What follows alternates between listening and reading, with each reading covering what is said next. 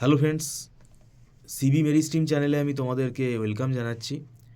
তোমরা যারা 2026 সালে ওয়েস্ট বেঙ্গল জেকা এক্সাম দেবে, তোমাদের দেখো সময় অনেক কমে আসছে। অলরেডি জানুয়ারি হয়ে গেল, ফেব্রুয়ারিও প্রায় শেষ হতে চললো।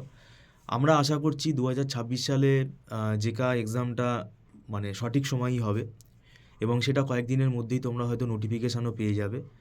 আহ, এখন যারা এবার প্রিপারেশান নাওনি, যারা ভাবছো যে আমরা ডাইরেক্ট বসবো, তাদের র্যাঙ্ক চলে যাবে হাজারের ওপর। এটা স্বাভাবিক, কারণ আমরা এটা যেহেতু টিচার, আমরা পড়াই জেকা, আমরা এটাতে দেখতে পাচ্ছি। কারণ ওভার কনফিডেন্স হলে এটাই হয়, কারণ এখানে একটা পার্ট নেগেটিভ মার্কিং আছে। মানে তাদের কোনো ব্যাপার না, ব্যাপারটা হচ্ছে কি, জেকাতে যাই হোক একটা পেছনের দিকে র্যাঙ্ক হলে তারা কোনো না কোনো একটা কলেজে, একটা প্রাইভেট কলেজে তারা অ্যাডমিশান ঠিকই নিয়ে নেবে। কিন্তু যেগুলো খুব রেপুটেড কলেজ আছে, গভর্নমেন্ট কলেজ প্লাস পাশাপাশি যে প্রাইভেট কলেজগুলো খুব রেপুটেড, তো সেই কলেজগুলোতে কাউন্সেলিংয়ের বেসিসে যখন তোমার অ্যাডমিশান হবে, তখন র্যাঙ্ক যদি অনেক পেছনে চলে যায়, সেটা আর কিছু করার থাকবে না। অনেকে এরকম আমরা দেখেছি যে র্যাঙ্ক বা ভালো আসেনি, তাকে আবার পরের বছর দিতে হয়েছে। তো সেটা হলে কী হবে? সেটা হলে ইয়ার লস হবে। তা এখন কিন্তু নতুন করে আর প্রিপারেশান নেওয়ার সময় নেই। এখন প্রিপারেশান নেওয়া না নেওয়া ওই একই ব্যাপার। এখন আমরা অনেক দিন আগে থেকেই বলে এসেছি, যারা তাও পড়তে চাও আমরা লাস্ট মোমেন্টে কিছুটা তোমাদেরকে গাইড করে দিতে পারি।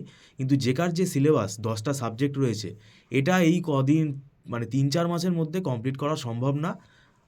ওই যতটা হয় সেটুকু আমরা একটা গাইড করে দেবো।